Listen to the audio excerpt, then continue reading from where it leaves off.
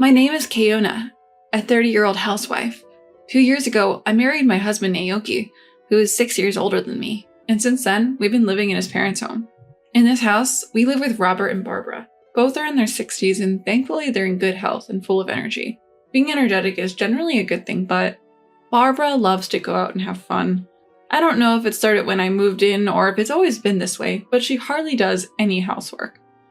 She was supposed to be a stay-at-home mom since she never worked, but she'd say, "Okay, Yona, dinner isn't ready yet. You had plenty of time, didn't you?" She'd push the chores onto me, go out to play, and if things weren't done when she came back, she'd make snide remarks. I've been dealing with this, trying to keep my frustration in check. "Mother-in-law, I'm sorry, but I did tell you before you left that I might not finish all this." "Huh? What are you complaining about? It's only natural to do this much, right? This is why I have trouble with your millennial generation. I wish you'd learn from Naoki." If it were just the snide remarks, I could handle it, but Barbara always brags about Naoki. Especially since Naoki works for a large company, which seems to be a great source of pride for Barbara. "Naoki works so hard every day, but his wife is a failure." That was Barbara's favorite phrase. As for my husband, he didn't show any signs of standing up for me. At dinner, Barbara would start complaining about me. "Today, Kayona did this." And all my husband would do was respond with a disinterested, "Oh, really?" When we first met, I thought he was mature because he was older, but now it's different. It seems like he thinks of me as a convenient housemaid. Even when I'm doing housework late into the night, he doesn't say a word to me. Instead, he throws laundry at me, aiming for my face, saying, "Hey, this too." I regret marrying such a person. Whether it's a way to vent his work stress or something else, my husband has changed dramatically since we got married. Our first anniversary, he bought a cake, but then he threw a pie in my face, laughing. You wouldn't think he's a 36-year-old man. However, there's a glimmer of hope in this life. That's the presence of my father-in-law, Robert. Robert is a very calm person, always saying, "Thank you, Kayona," and "Is there anything difficult? I'll help you." The only person who treats me kindly in this house is Robert. Since I quit my job when I got married, he's the only person I can chat with. I've come to adore Robert like a real father. However, Robert works as a senior staff member at the company he used to work for, so he's not home during the day. The reality is that Robert spends little time at home, and I spend a lot of time alone with Barbara. When I'm talking to Robert, Barbara doesn't say anything. But it seems she doesn't like it, and her attitude has gotten worse. "Don't make eyes at your father-in-law. Just because Naoki doesn't pay attention to you, you're going to go after his father? It's disgusting." She started saying things like that. Of course, she would say these things where Robert couldn't hear. I pushed back against this. "That's not true at all." "Oh my, did I hit a nerve? You're even raising your voice. How unbecoming." No matter what I say, she has a comeback. Our conversations are always like this, never really connecting. I talked to my husband about this. I thought he would understand that this was just Barbara's delusion, but he just laughed and said, "So you're even into men over 60. You're really open-minded." I knew it was hopeless.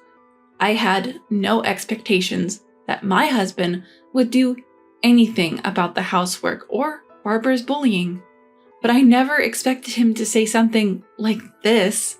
It was a huge shock. I started to feel like I didn't belong in this house. One summer day, Barbara said to me, "I'm thinking of going on a family trip when Naoki gets his summer vacation." I thought, here she goes again, always wanting to go out. But then she said, "You're coming too, right, Kayona?" I didn't expect to be invited. I thought they would go without me. "Me too? Don't you want to?" "No, it's not that." I found it suspicious. What does Barbara want to do inviting me? I was suspicious, but I didn't know what she would say if I refused. That night, my husband asked me again, "You're going on the trip, right?" "Yeah, I was invited." When I answered, my husband burst out laughing for some reason. "What's so funny?" "Nothing, really." Something was definitely off and my anxiety grew. On the day of the trip, we headed out to our destination with my husband driving. Robert was going to join us later because of work. So it was just me, my husband, and Barbara in the car. My husband was driving. Barbara was in the passenger seat and I was in the back seat. I could only catch glimpses of their expressions, which made me anxious. Keona, you withdrew some money for the trip, right? Barbara asked me. Yes, a few $100s. That's good. Barbara seemed to be smirking when she heard this. After driving for a while, I noticed that we had passed the sign for the inn where we were supposed to stay. Didn't we just pass the inn? I asked. There's a tourist spot ahead. We'll check in after we see it, my husband answered. He was half smiling, clearly unable to hide something strange. As we drove further from the inn, the surrounding area became greener. I sighed quietly, making sure the two of them didn't hear me, and then we arrived at a dam. To be honest, it wasn't a big dam, and there weren't many people around. It was far from a tourist spot. Come on, let's get out of the car, Barbara urged. Don't leave any belongings in the car, it could be dangerous, my husband added, and I did as they said. I was about to get out of the car, but Barbara and my husband were saying things like, "Oh, I should take off my jewelry just in case." "Oops, I still have something in my pocket," pretending to be busy and not getting out of the car. I got out of the car and closed the door. Then I heard the sound of the lock clicking. My husband cracked the driver's and passenger's windows slightly open. My husband was laughing uproariously.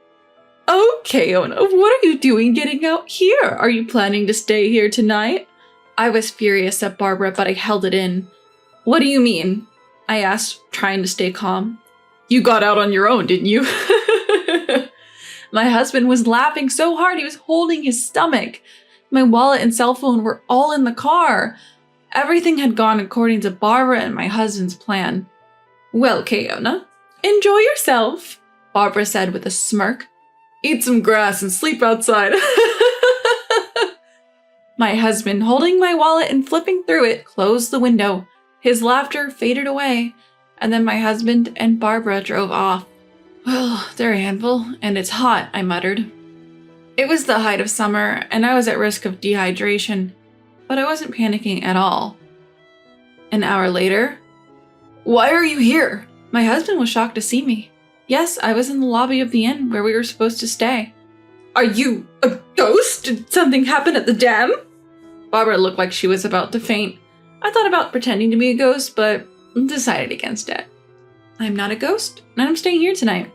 I showed them the key to my room. By the way, I had already left my luggage in the room. My husband, who couldn't understand the situation, was losing his cool. He seemed to think I had taken the key to their room without permission. "What are you doing? Give it back now!" He tried to snatch the key from me roughly. At that moment, a man appeared and grabbed my husband's hand. "Sir, please refrain from causing a disturbance here." He was about the same age as Robert, but he had a sturdy physique and was taller, making him seem more reliable than my middle-aged, slightly overweight husband. "Who are you? Are you staff here? Do you think it's okay to do this to a guest?" "Exactly why we'll sue you for assault." Barbara also joined in, yelling at the man who had intervened. "I apologize for not introducing myself earlier. I am the owner of this inn." The man introduced himself politely. Hearing that he was the owner, my husband quickly withdrew his hand. Actually, I knew this owner. When I was in college, I came to this area on a trip with my friends during the summer vacation. I remember it was really hot that day. We didn't have much money at the time, so we were walking to our accommodation, complaining about the heat. We didn't know the area, and none of us, including me, were good at reading maps. As a result, we got lost and ended up in a place with few people. There, a girl was collapsed on the side of the road. That girl was Mary, the owner's daughter.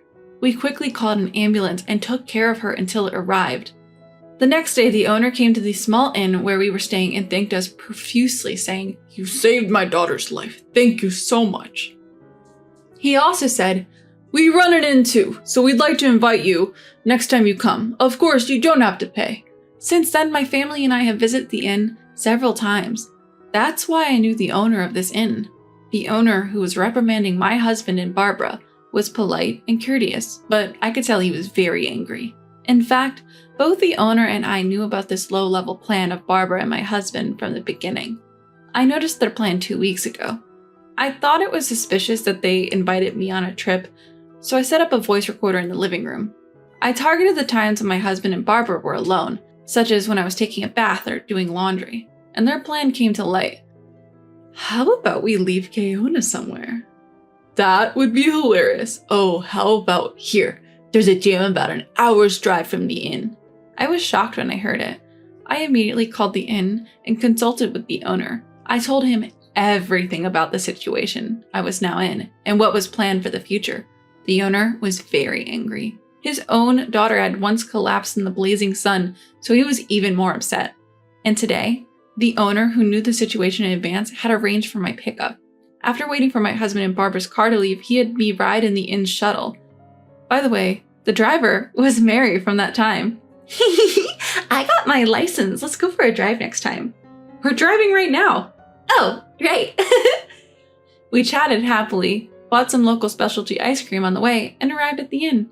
I knew about the plan and that a pickup was coming, but I was still scared. For Mary, this area was like her backyard. She knew a shortcut, so we arrived at the inn several tens of minutes earlier than my husband and Barbara. You mentioned suing earlier, ma'am. The owner looked at Barbara with stern eyes. Yes, I did. It's outrageous to be accused of the opposite. I'm sorry, but you're not our guests. What?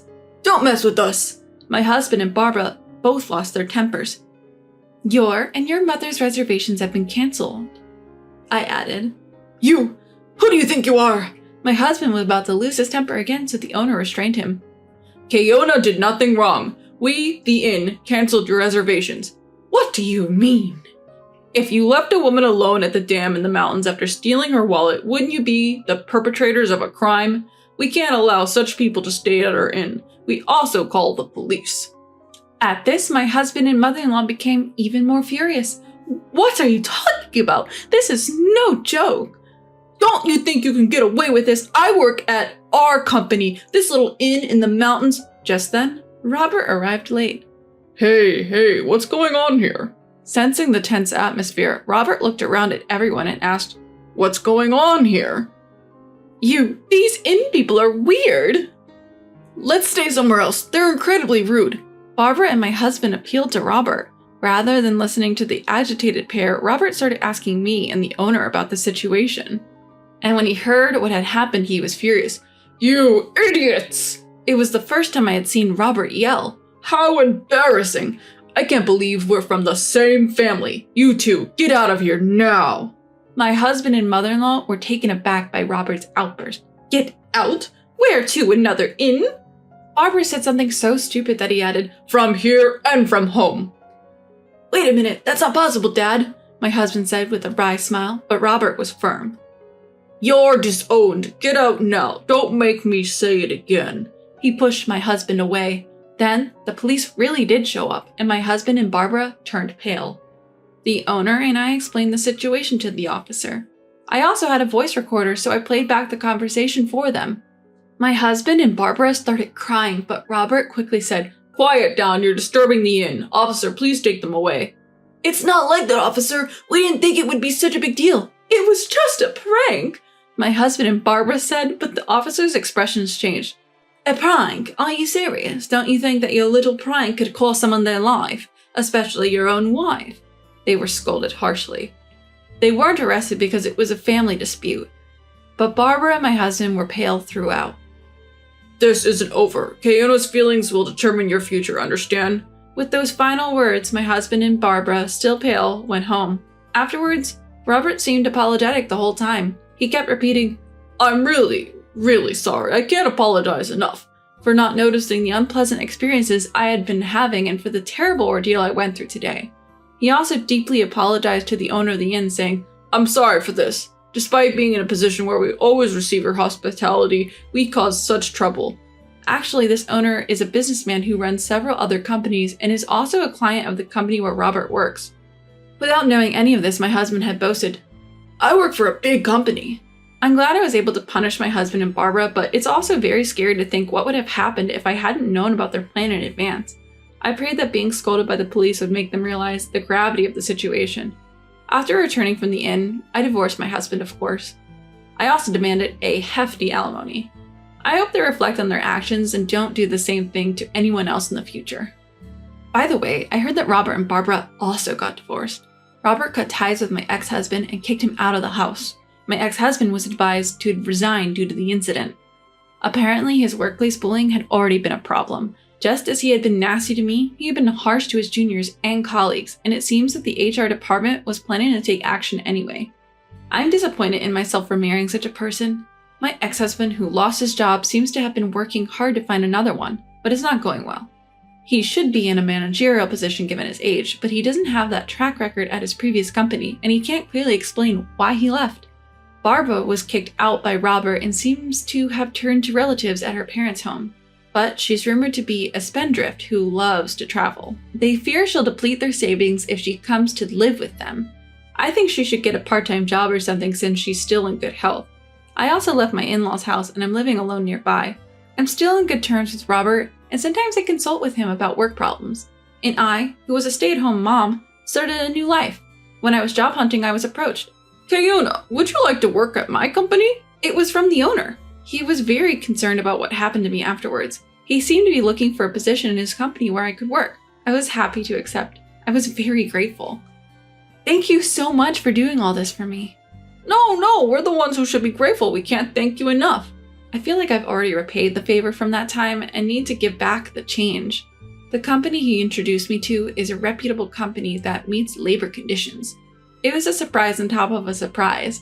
By the way, it's in the same industry as the big company my ex-husband was boasting about, but its capital is 5 times larger. Everyone working there is also very nice.